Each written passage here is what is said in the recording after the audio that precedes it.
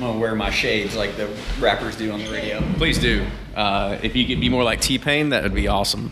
You got the mic set up for me to do the whatchamacallit?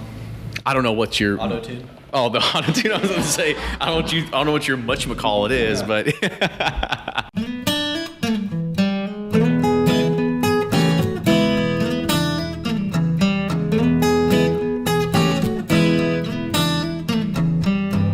This episode of Bourbon Pursuit is brought to you in partnership by the following. Art Eatables, the world's first bourbon certified chocolatier and creator of the small batch bourbon truffle. These aren't your grandma's bourbon balls. Shop their 2 locations in downtown Louisville or online at arteatables.com. Use offer code PURSUIT to save 5% on your in-store and online orders.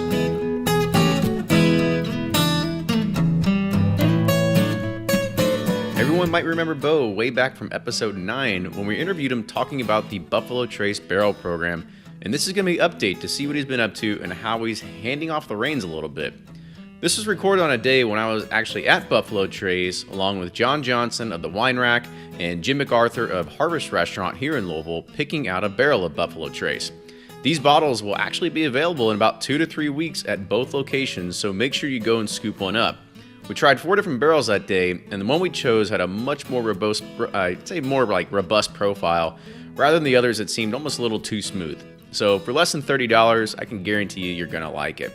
I'll probably put a few up for cost plus shipping offers out there for those that are outside of the city, so make sure you're following us on Facebook, Twitter, and Instagram to see where I'm gonna post it. We did a drawing for the Russell's Reserve bottle last week, and congratulations are due for Jonathan Richardson. We hope you enjoy that bottle, man. We definitely appreciate all the great ideas and commentary that people had pushed in there as well. I know I stressed it before, but your monthly contributions through Patreon is what really helps keep this show going. Please consider going to the website, checking it out, and you can sign up to get a Bourbon Pursuit t-shirt, koozie, stickers, and much more. Go to patreon.com/Bourbon Pursuit. We're actually nearing a goal right now where we will give away a bottle of bourbon per month in our monthly drawing to all of our Patreon supporters. So please go get on that, and with that, enjoy this week's episode.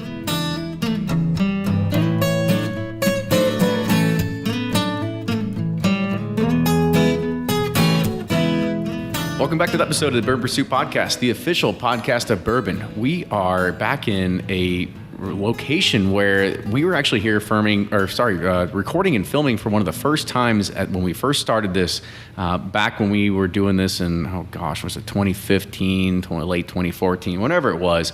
But this is actually a funny episode and a great episode for us because I've had the pleasure of being with our guest all day, doing a few different things with tasting bourbon and picking out barrels.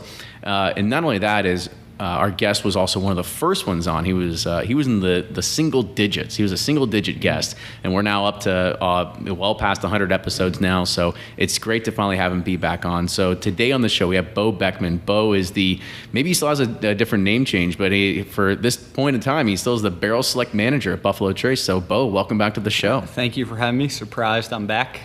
I would say surprised, right? I mean, people know you, right? You're the man that you got to get in the know with to be able to do anything around here, right?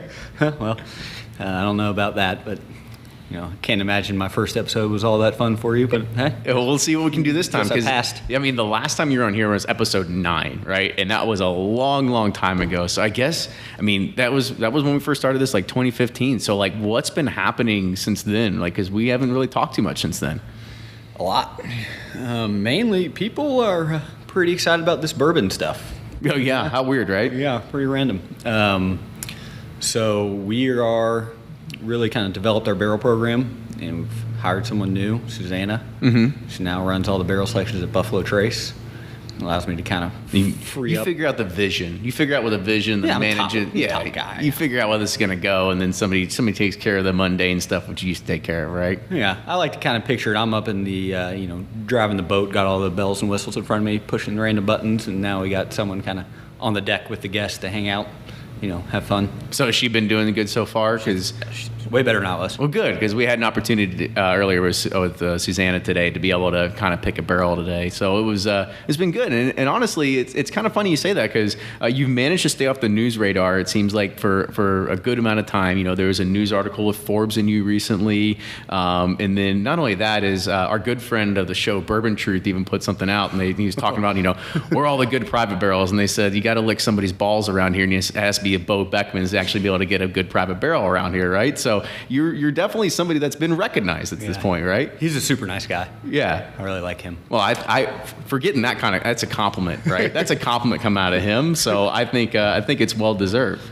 Yeah, he was trying to sell barrels of Weller 12 to people and didn't like that we couldn't. Yeah. So apparently we are crazy with how we allocate ever since then. Well, that's typically how anybody's going to. You're not going to please anybody or everybody, right? Someone told me that. They said, "Let me know when you figure out how to please everyone." I was like, "Well."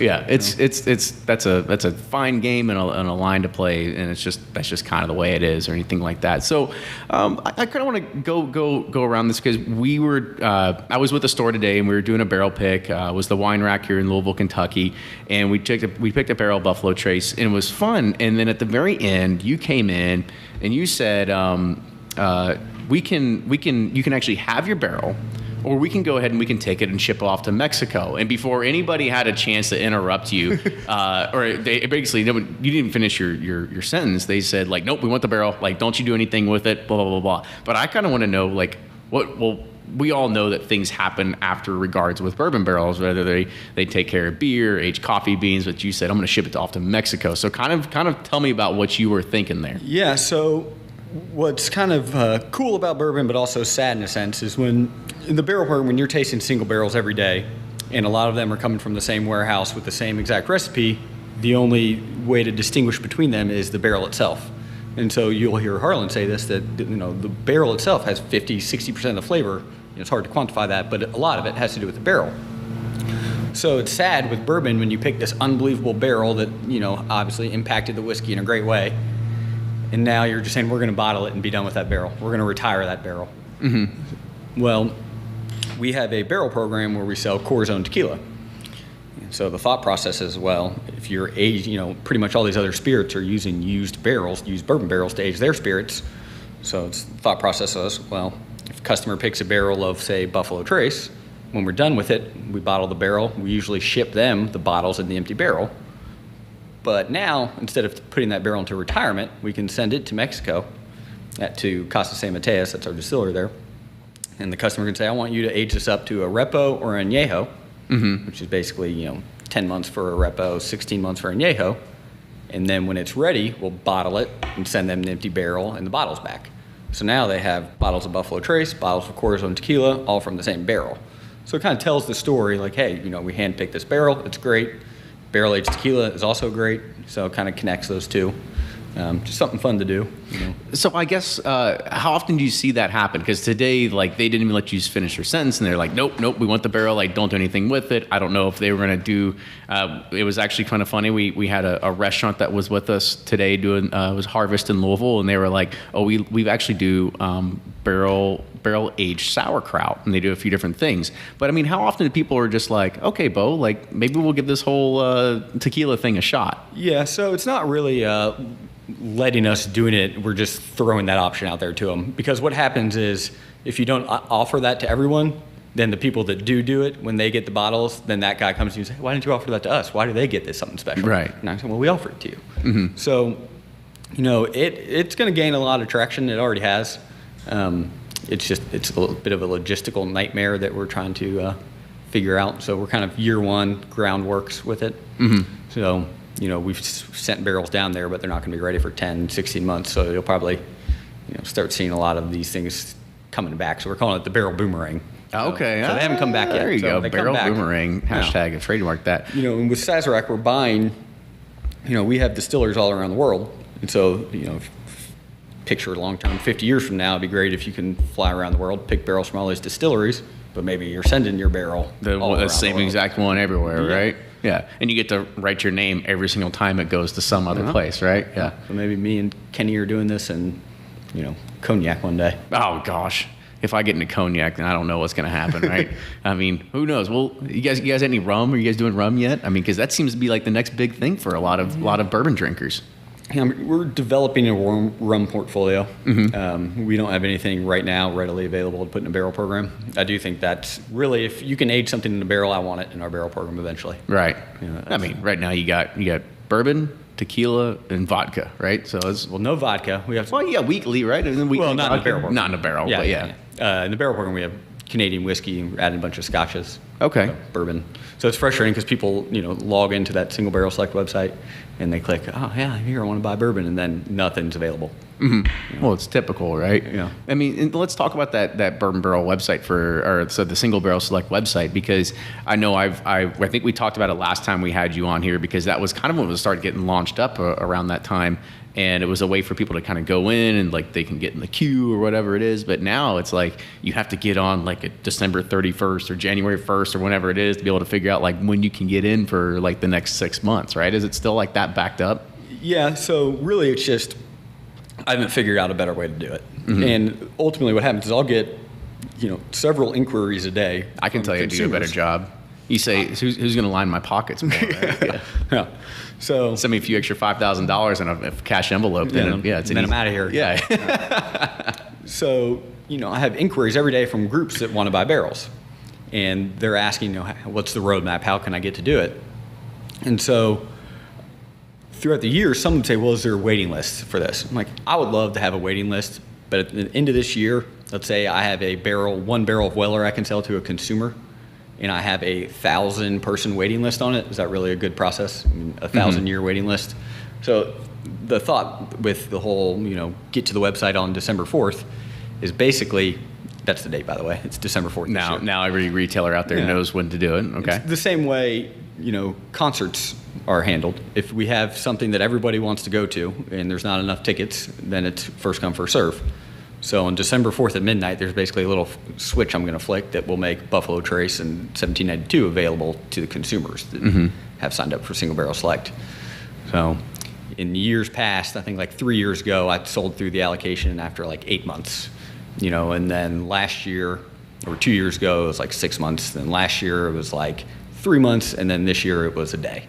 So holy smokes, a day. Just like that. I mean, and again, that is the consumer allocation, which there's not a lot of barrels there. Most of these are going to the trade.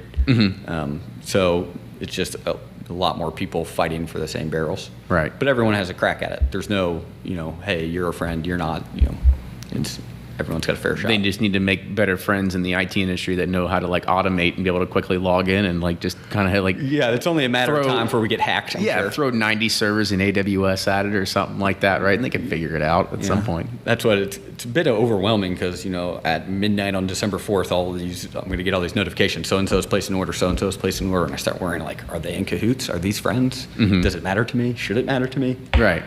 And I guess that's a kind of a good thing. Are they in cahoots? Because today was a collaboration between a liquor store and a restaurant. I mean, do you see a lot of that kind of collaboration happening with the Barrel Selects of people saying like either we'll bring in different groups or multiple stores or whatever it is? So, especially with like the limited amount that can go around now. That is leading to it more. So historically, it didn't really make sense to split barrels up like that because it kind of defeats the purpose of buying your own barrel. But now where you have two accounts that are dying to get a barrel, but we don't have enough, then it's like, okay, well, maybe splitting it with them, makes sense. Now, that is up to the account. So today, I guess basically, it was Wine Rack and Harvest. So Wine Rack had to say, yeah, I'd like to split, give a couple cases to Harvest, let them, split this barrel with us. But ultimately, the wholesaler is the one that has to go through, figure out all that it's nonsense. It's a challenge for the wholesaler. But for us, I think it's cool, kind of, partnership with. If you go into Harvest and you order a Buffalo Trace and you love it, like, man, this is great Buffalo Trace. I'm like, yeah, we picked that now. You can go buy it at Wine Rack. So kind of, it's a cool little ecosystem. It's a partnership there, yeah. Definitely.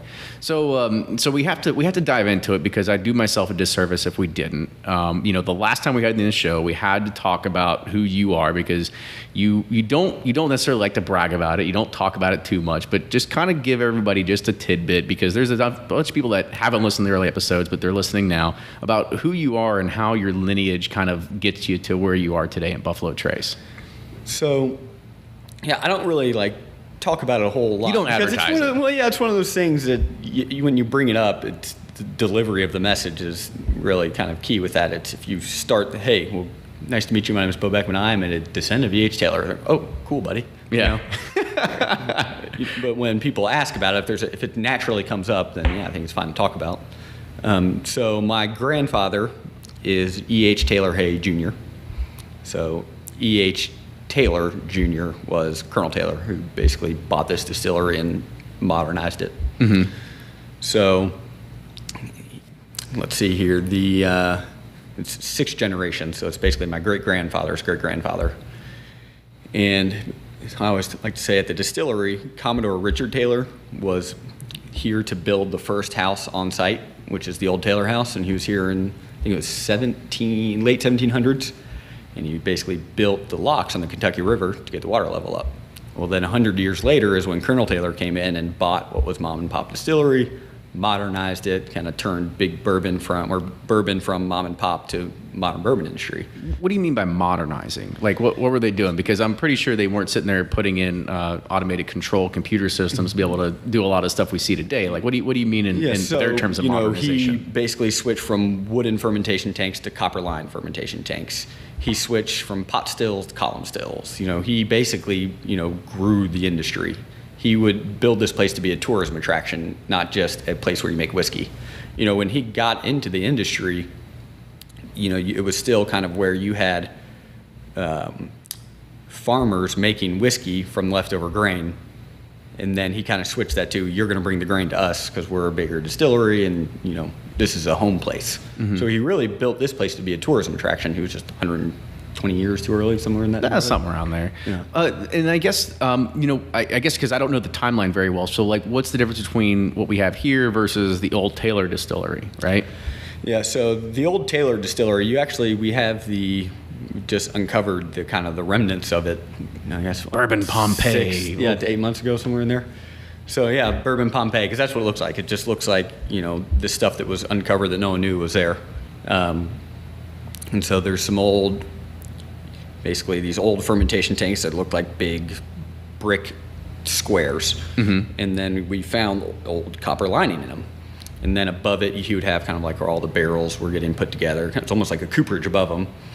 And then off to the left is where he had his nice copper line stills and all that fun stuff. So it was just state of the art at the time. He basically sunk a fortune into the place and went bankrupt doing it, which is when Stagg came in. Mm-hmm. So it's just everything at the time was state of the art. So way more advanced than anybody was ready for. Right. And so that was before or after the old Taylor, the castle, and all that sort of stuff? Before. That was before. Yeah, okay. So Taylor was here, basically built this distillery, modernized it, sunk a fortune into the place, and went bankrupt doing that. Mm-hmm. So our wholesaler at the time was George T. Stagg. So George T. Stagg had to buy out part of the distillery from Taylor to keep him afloat. Well, Stagg and Taylor didn't like each other at all. So there's a really cool picture in the old Taylor house now where it shows their offices that were right next to each other, and they're just both there sitting there looking grumpy on either side. And it's kind of like this podcast. Kind of, yeah, me and you just point at it. And so Taylor was all about everything has to be top of the line, best quality, don't sacrifice anything, it's got to be perfect. Mm-hmm. And Stagg was more on the boat of, yes, that's great, we should definitely do that stuff, but if you want to stay in business, we got to make some money, and we need to get some value brands moving through here and do that kind of stuff. So essentially, they didn't like each other at all. They butted heads. So Stagg ended up buying Taylor out completely, and that's when Taylor left and then opened up some other distilleries. Okay. Now that we have a little bit of history lesson, let's get back to the your actual job here, because I kind of want to ask a question, because I want to talk a little bit about the experience even that I went through today. Between Susanna led most of it, and then you kind of chimed in a little bit towards the end. But I want to kind of talk about a little bit. It was really kind of cool to come in. You have a few barrels line out. You get the ability to sit there and thieve it yourself, put it in your own glass. We've got either Susanna or yourself. We're going to sit there and help you and proof it down to the way that you're going to be able to taste it, so you can actually help choose the barrel, or you know what your bottle is going to taste like, and then you actually get the barrel proof version. I don't know. I guess for giggles at that point, right? I mean, I guess is that the point of being able to say like, oh, you got a chance to take it to proof down. Now, what about actually having the barrel proof? Yeah, and then at that point, it just comes into how you go about picking your barrel. Everybody does it differently. Some people swear that all you have to do is go through the barrel proof and that'll give you an answer. So it's also just kind of make an experience out of it. You come to the distillery, try it right from the barrel. Mm-hmm. You know, it'd be sad if you watch me take it right out of the barrel and then just add that water in front of you and say, yeah, sorry, can't let you try it at barrel proof. Mm-hmm. So my kind of philosophy with that is, the whole can't judge a book by a cover. My thought is the barrel proof is like the cover, but if you really want to get into it, you got to add water, let it open up, taste it as it's going to be bottled. Right. Okay. And I guess another question let's talk about like the amount of barrels, right? Because I've been to some barrel selections and they roll out 12 barrels for you. Today we had 4. Is that just a part of just the process of whether we have mature whiskey, whether these are the ones that pass the taste panel test? Like what goes into actually having to say like you get 3 barrels to choose from, you get 5 barrels to choose from, so on and so forth? So that comes up a lot, and I think it's hard for me to speak for other distillers' processes. This is just what my guess would be on why they roll out more than we do. I think the way we do it, we get all the barrels that you're tasting, you're kind of cherry picking from our cherry picks. So they came from a tasting panel. So we've already gone through and vetted all of them. So that was actually Susanna's background, was she was in our lab, worked as a chemist there, but then was on our tasting panel. So she had, obviously good palate, knows what she's doing in that world. So when we are tasting barrels, we've already gone through those. We've already tasted them. These are the ones that we deem, good for barrel program. I think when you're going through with other distilleries, they might not have done that yet. You might be tasting those 12 barrels with them for the first time, which is cool, another experience in itself. But that's why you're tasting more, because you might come across a couple duds when you're doing that. Mm-hmm. So, or it could be they just said, hey, we roll out 12 barrels because we're okay tasting that. Right. But if you're tasting at... They might fit the flavor profile. They might not. It doesn't really matter, right? Yeah. You can barrel however you want, right? Yeah. I mean, I can't tell you how many times I've heard where, they talk about doing a tasting at Wild Turkey with Eddie.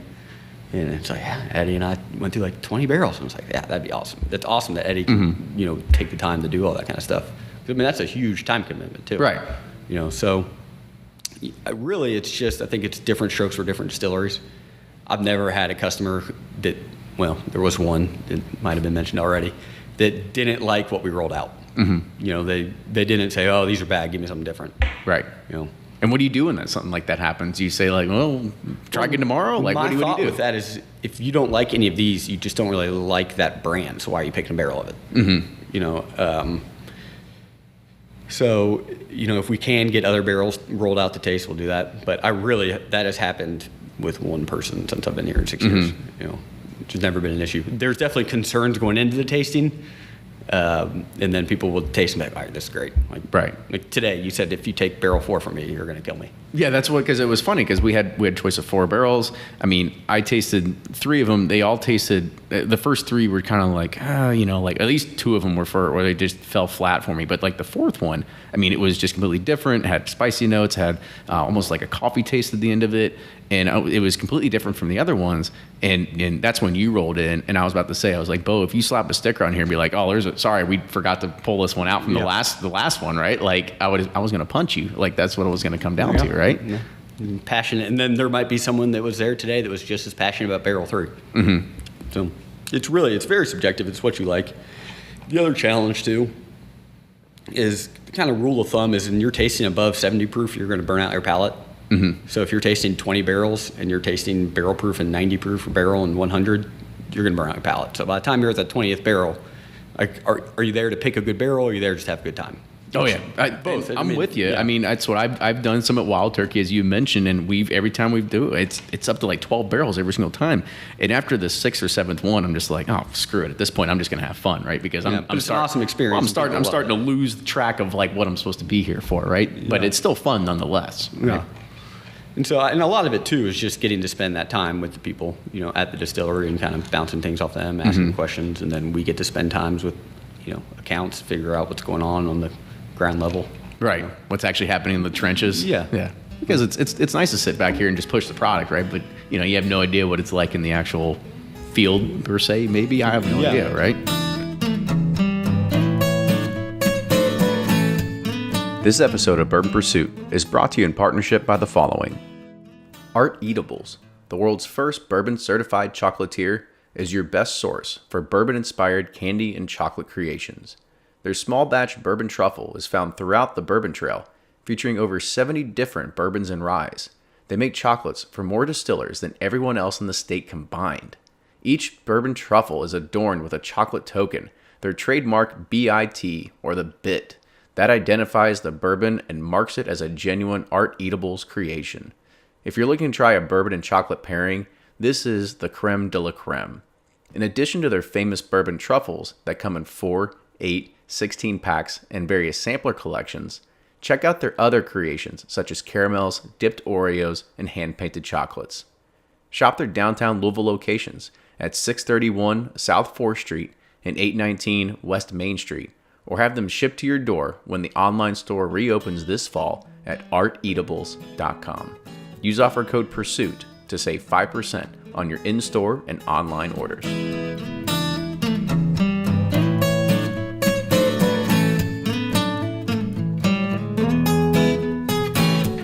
So another question is like, how often does it that, even today, right? So there was 3 other barrels we passed on, but those aren't barrels you're just going to go and push back and say like, okay, these are going back into the regular Buffalo Trace blend. Those are going to continue to be on like single barrel picks. But I mean, like, how often does it happen? And then like some ridiculous guy comes in and goes like, oh, Bo pulled out the honey barrels for us, and this is the one, right? And that's the one that we had passed on, right? Like, how often does that happen? So that whole thing, to me, there are honey barrels. It's just luck of the draw if you get one. Mm-hmm. I mean, when people, that's where this whole thing where people will say, hey, I know you're hiding your favorites in the back. Like, why would we do that? There's no point in us doing that. At the end of the day, because you got another brand coming out called Bo's Select Buffalo Trace or something like that. Yeah. Well, some people will think like, hey, the 4 barrels of Buffalo Trace we tasted today, those are great, but I know you've got 2 more hidden back there that are your favorites.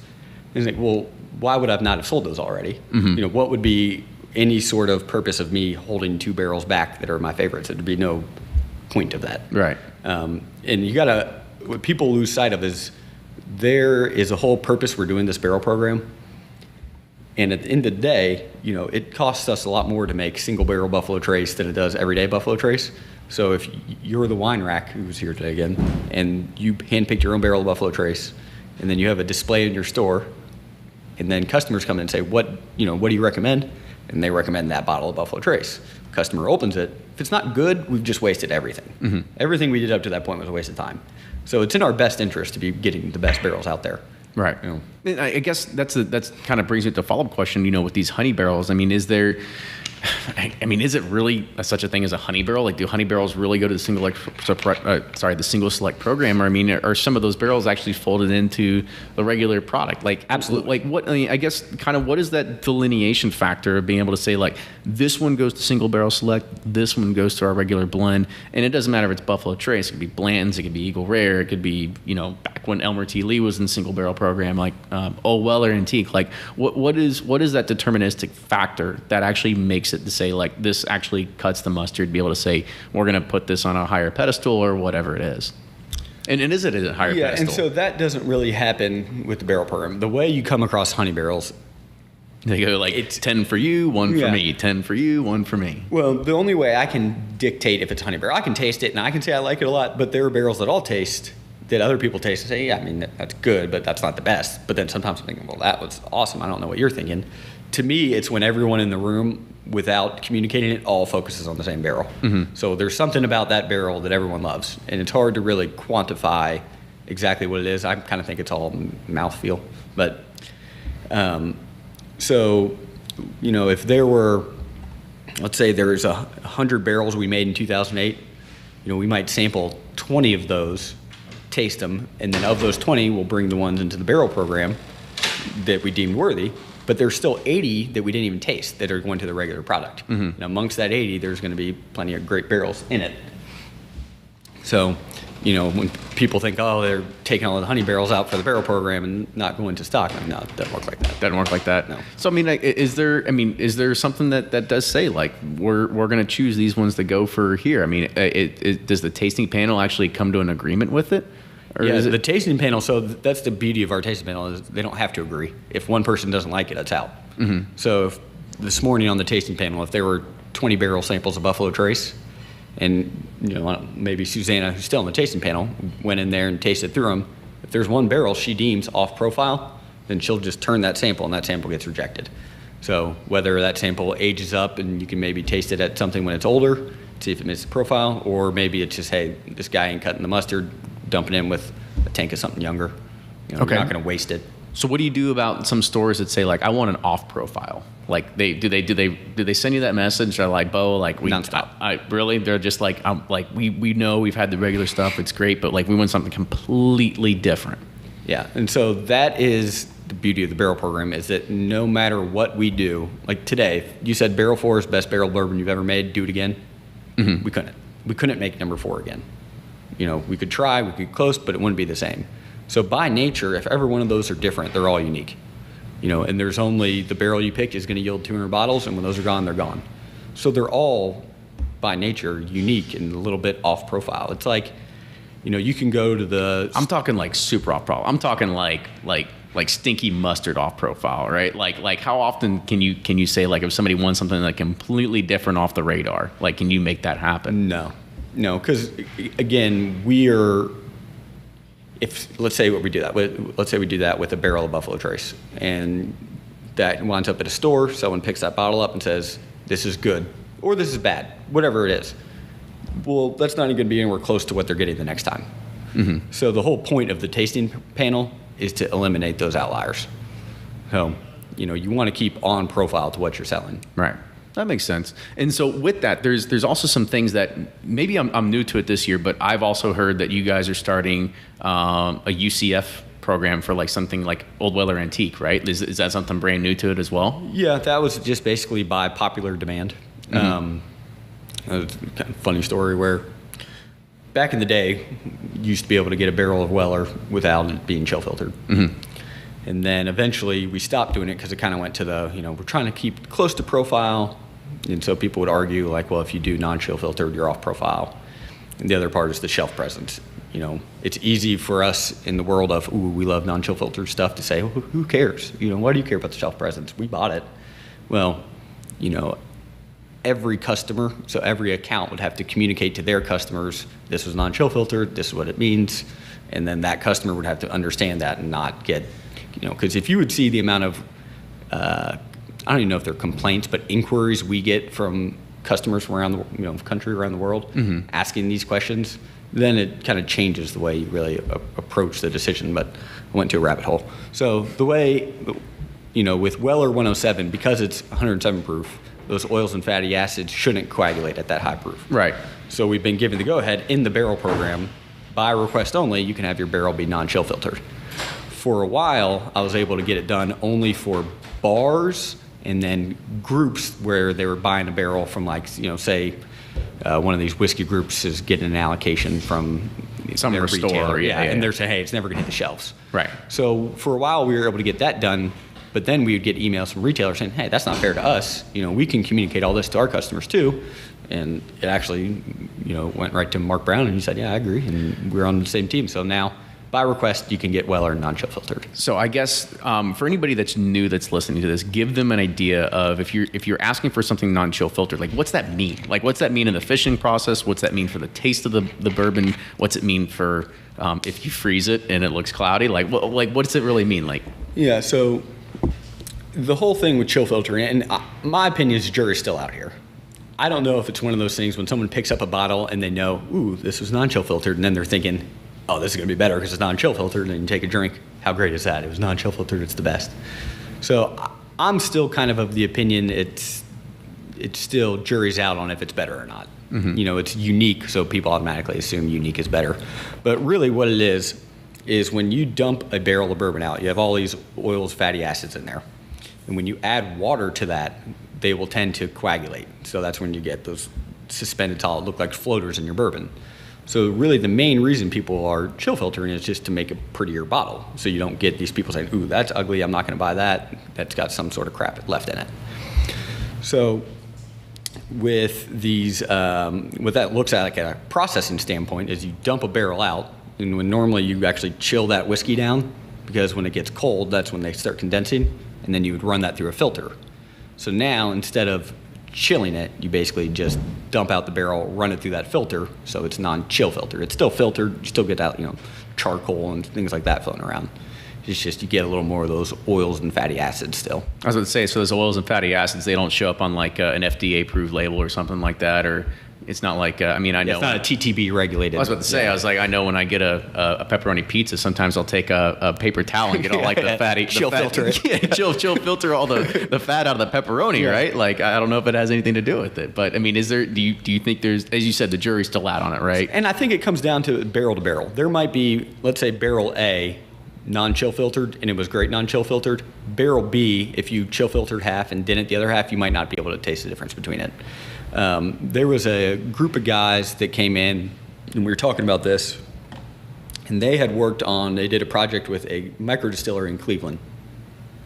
And they basically took the same batch of whiskey, and they dumped it all out, and then they ran some of it through a 15 micron pad, some of it through a 10 micron pad, some of it through a 5 micron pad, and the rest non-chill filtered.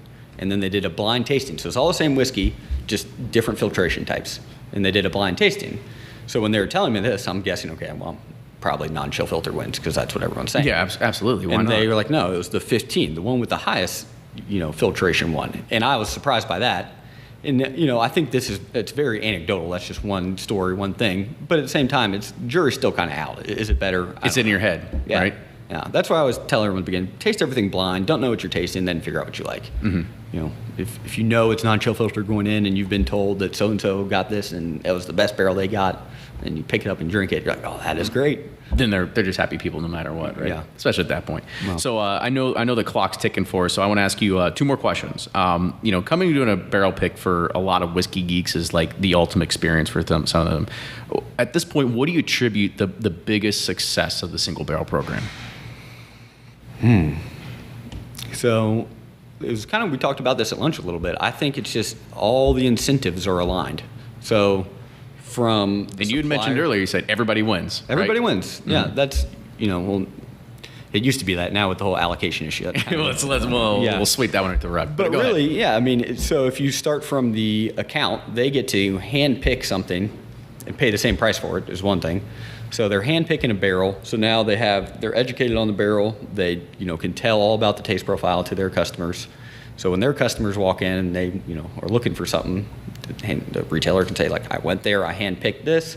They're educating the customer. They're pushing our whiskey out the door. I'm just talking about our barrel program, by the way. Mm-hmm. I'm sure everyone's similar. So you have basically consumers getting educated and kind of learning about our brands, learning about the whiskey we make. And then the other part is they come to the distillery a lot of times. So the accounts are here. So then we're educating them. We're showing them all how it works. And basically, they get to pick great barrels. They're selling it all. They get to put their name on it. And at the same time, they're pushing our product. Hey, this is our hand-picked barrel of Buffalo Trace. So kind of, when the tide rises, all the boats in the harbor rise. Mm-hmm. Everyone's kind of gaining out of this. We're all on the same page. Right. There's no works for you, doesn't work for us type deal. There's nobody that's being shorthanded out of any of this. Yeah, including Uncle Sam. He's getting his money too, right? Yeah, Uncle Sam gets his money. The wholesalers in the middle, they don't have to do much legwork on these barrel orders. They just have to kind of, know where it's getting shipped off to, right? Yeah, and I don't want to undersell what they're doing. They have plenty of work to do, but they can basically just collect a commission check on a barrel, which is 20 cases. Normally, account's not buying 20 cases at a time. Mm-hmm. So wholesaler wins, account wins, supplier wins, consumer gets value. Hand-picked barrels that taste great. They don't have to go searching all over Kingdom Come to find them. All right, absolutely, So I'm with you. Just kind of a lot. Everyone wins.